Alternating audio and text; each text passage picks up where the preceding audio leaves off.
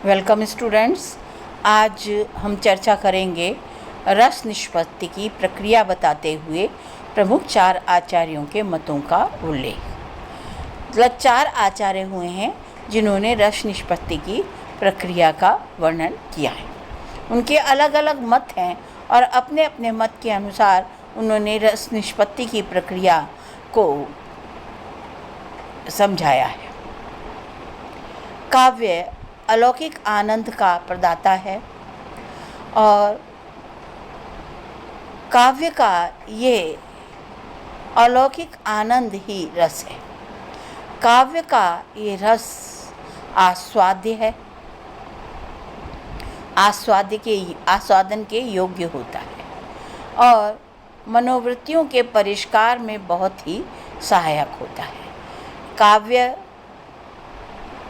का रस हमारे अंतःकरण में विद्यमान रजोगुण तमोगुण को दबाकर सतोगुण में लीन कर देने वाला है। सर्वप्रथम आचार्य भरत मुनि ने अपने नाट्यशास्त्र में इस प्रक्रिया को समझने का प्रयास किया और विभावानुभाव संचारिणः संयोगादृश निष्पत्ति नामक सूत्र के द्वारा रस की निष्पत्ति पर विचार किया। इसका अर्थ ये है कि विभाव अनुभाव संचारी भावों के योग से रस की निष्पत्ति होती है। इस सूत्र में संयोग और निष्पत्ति शब्द के ऊपर विभिन्न आचार्यों के द्वारा विभिन्न विचार व्यक्त किए गए और इसके 4 प्रसिद्ध आचार्य हैं भट्टलोल्लट, श्रीशंकुक, भट्टनायक, अभिनवगुप्त। इनके सिद्धांतों के क्रमशः उत्पत्तिवाद, अनुमितिवाद, मुक्तिवाद और अभिव्यक्तिवाद कहा जाता है। तो सबसे पहले हम भट्टलोल्लट का सिद्धांत लेंगे, उत्पत्तिवाद। भरत के रस सूत्र के प्रथम व्याख्याता भट्टलोल्लट हैं। इनका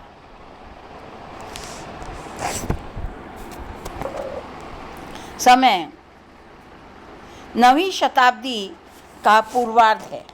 स्वरचित ग्रंथ इनका इस समय उपलब्ध नहीं है, परंतु रस संबंधी जो व्याख्या है इनकी वो अभिनव भारती, ध्वन्यालोक तथा मम्मट के काव्य प्रकाश में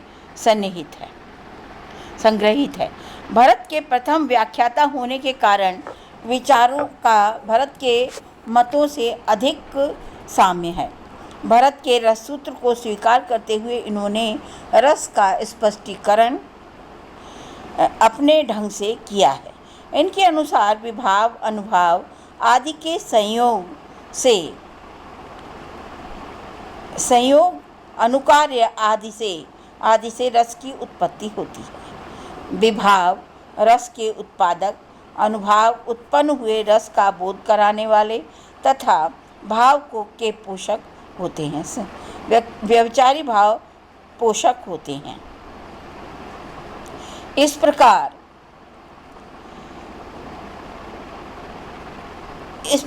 स्थायी भावों के साथ ये मिलकर उत्पाद्य उत्पादक का संबंध स्थापित होता है। उत्पाद्य और उत्पादक का संबंध अनुभवों द्वारा ग्राह्य और गम्य और गमक का संबंध होता है। इनमें पोष्य और पोषक का संबंध होता है। भट्टलोल्लट का मत मम्मट, अभिनवगुप्त के माध्यम से उपलब्ध होता है, किंतु दोनों के उपस्थापन दृष्टि में अंतर आ गया है, अतः उनका मत 2 रूपों में उपस्थित होता है। ये भट्टलोल्लट के रस संबंधी 3 सत्ताएँ स्वीकार की गई हैं: अनुकार्य की, अनुक्ता या अभिनेता की, अनुकर्ता या अभिनेता की, सामाजिक या दर्शक की। अनुभव के द्वारा इस मत से ज्ञात होता है कि भट्टलोल्लट ने रस की स्थिति अनुकार्य और अभिनेता दोनों ही स्वीकार किए हैं। रस की स्थिति में अनुकार्य और अभिनेता दोनों ही स्वीकार किए हैं। अभिनवगुप्त ने अभिनव भारती और ध्वन्यालोचन में यह भट्टलोल्लट के रस संबंधी विचारों का कोई उद्यम को अपने दृष्टिकोण से प्रस्तुत किया है। दूसरी असंगति ये है कि ये अत्यंत संक्षिप्त है, अतः इसकी प्रामाणिकता पर भी संदेह हो जाता है। मम्मट द्वारा इनका मंतव्य अत्यंत संक्षिप्त होते हुए भी अभिनव भारती में दिए गए मत से थोड़ा भिन्न है, अतः कहा नहीं जा सकता कि अभिनव गुप्त द्वारा दिए गए मंतव्य अधिक प्रामाणिक हैं या मम्मट द्वारा। अभिनव भारती में उद्धृत भट्टलोल्लट की व्याख्या इस प्रकार है। विभाव आदि का स्थायी भाव के साथ जो संयोग होता है उसे रस की निष्पत्ति होती है। उसमें विभाव, स्थायी भाव व चित्रवृत्ति की उत्पत्ति है के कारण निष्पत्ति होती है। यहाँ अनुभव रसजन्य नहीं माना जा सकता, क्योंकि उसकी गणना रसों के कारणों में नहीं की जा सकती, अपितु भावों की ही की जा सकती है। जो अनुभाव व व्यवचारी भाव वे चित्रवृत्ति स्वरूप होने के कारण यद्यपि एक ही क्षण में स्थायी भाव सहानुभूति नहीं हो सकते, अतः स्थायी भाव में वासना रूप में अभिप्रेत है, संस्कार रूप में या वासना रूप में अभिप्रेत है। दृष्टांत में व्यंजन आदि में कुछ स्थायी भाव की तरह वासनात्मक, अद्भुत और कुछ व्यवचारी भावों की तरह उद्भूत होते हैं। इसीलिए विभाव और अनुभाव आदि से उपचित होकर स्थायी भाव रस रूप में उद्भूत होता है। केवल स्थायी भाव उपचित नहीं होता, वह दोनों अनुकार्य और अनुकर्ता में रहता है। मुख्यतः कथा वस्तु में रामादि अनुकार्य अनुकर्ता, नरों में रामादि की रूपता अनुसंधान के बल से विद्यमान होता है। विभाव अर्थात व्यंजना आदि का आलंबन, उद्दीपन कारणों के द्वारा जो रति आदि भाव उत्पन्न होता है।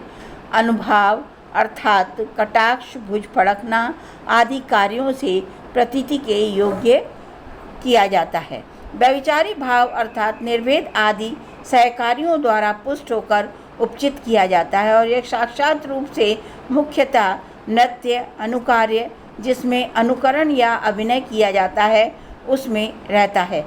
किंतु नर में भी रामादि का रूपता का अनुभाव होने के कारण वह उसमें भी प्रतीत होता है। वह इस भरत मुनि के रससूत्र के प्रथम व्याख्याता आचार्य भट्टलोल्लट की मीमांसा दर्शन के अनुयायी थे, अतः उन्होंने सूत्र में आए हुए संयोग और निष्पत्ति शब्दों की व्याख्या भी मीमांसा दर्शन के आधार पर की है। उन्होंने संयोग के तीन अर्थ, उत्पाद्य उत्पादक संबंध, गम्य गमक संबंध, पोष्य पोषक संबंध, और निष्पत्ति शब्द के भी तीन अर्थ किए हैं, उत्पत्ति, उद्दीप्ति और पुष्टि आदि अर्थों के आधार पर भरत मुनि के सूत्र की व्याख्या इस प्रकार की है कि राम सीता आदि विभावों के उत्पाद्य उत्पादक संबंध से भूविक्षेप, नेत्र, कटाक्ष आदि अनुभवों के द्वारा गम्य गमक संबंध से और उत्कंठा, आवेश आदि संचारी भावों के पोष्य पोषक संबंध से रस की उत्पत्ति होती है। अपनी इस व्याख्या को और भी अधिक स्पष्ट करते हुए भट्टलोल्लट ने समझाया है कि रस की उत्पत्ति इस प्रकार होती है कि नायिका का आलंबन विभावों द्वारा उत्पन्न होकर उद्यान, चंद, ज्योत्सना आदि विभावों द्वारा उद्दीप्त होकर नेत्र, कटाक्ष, विक्षेप, रोमांच आदि अनुभवों द्वारा प्रतीति योग्य बनकर उत्कंठा, आवेग, हर्ष आदि संचारी भावों द्वारा पुष्ट होता है। कोई स्थायी भाव रस को ग्रहण करता है। ये रस सामाजिकों को इस प्रकार प्राप्त होता है कि सामाजिकों के सम्मुख जब राम सीता अभिनय करने वाले अभिनेता कारण वास्तविक रूप में राम सीता तो नहीं होते, वे तो राम सीता के अनुकरण करने वाले होते हैं तथा उनका अभिनय राम सीता के मूल कार्यों का अनुकरण होता है। परंतु सामाजिक या दर्शक अभिनेताओं या नरों पर राम सीता आरोप कर लेते हैं। उन्हें मूल पात्रों से भिन्न जानते हुए उनकी अनुभव की कुशलता से चमत्कृत होकर रस के आनंद का उपभोग करते हैं। इस आरोप में मान्यता देने के कारण आपके द्वारा मत को आरोपवाद भी कहते हैं। भट्टलोल्लट की ये मान्यता है कि रस अभिनेता नर में आ गया और सामाजिकों के दर्शन में नर या अभिनेता पर राम और सीता का पूर्णतः आरोप कर रखा है। इसीलिए रस आरोप के कारण राम सीता के अनुभावों, संचारी भावों और स्थायी भावों के द्वारा उत्पन्न रस का अनुभव कर लेते हैं। भट्टलोल्लट का ये मत कई प्रकार से दोषपूर्ण है, क्योंकि इसमें रति, उत्साह, स्थायी भाव होंगे, उसी पात्र में रस होंगे और उसी पात्र में सब रसों का अनुभव भी होगा। परंतु अभिनेता स्थायी भाव है, उसी में रस है और रसों के अनुभव सामाजिकों या दर्शकों को हो रहा है। ये बात किसी प्रकार से तर्क संगत प्रतीत नहीं होती। यदि कहा जाए कि अभिनेता या नर के अभिनय या अनुकरण की सफलता के कारण दर्शकों या सामाजिकों को रस का अनुभव हो रहा है, तो जिसका अभिनय या अनुकरण अभिनेता या नर कर रहे हैं, उन मूल व्यक्तियों, सामाजिकों या दर्शकों में देखा ही कहाँ है। फिर वे उनके अभिनय अनुकरण को सफल अथवा असफल कैसे कह सकते हैं। यदि कहा जाए कि अनुकर्ता में अनुकार्य भी आरोप कर लेने से सामाजिकों या दर्शकों में रस की उपलब्धि हो जाती है, तो अनुकार्य या मूल संकेत भी हमारी पहुंच से परे हैं और हमने उन्हें देखा ही नहीं है। फिर हम आरोप कैसे कर सकते हैं जब हमने उन्हें देखा ही नहीं है। तो इसके अतिरिक्त आरोपित रस दर्शकों या सामाजिकों को आनंद विभोर कैसे कर सकता है? वह तो मिथ्या ही होगा, वह तो मिथ्या ही होगा।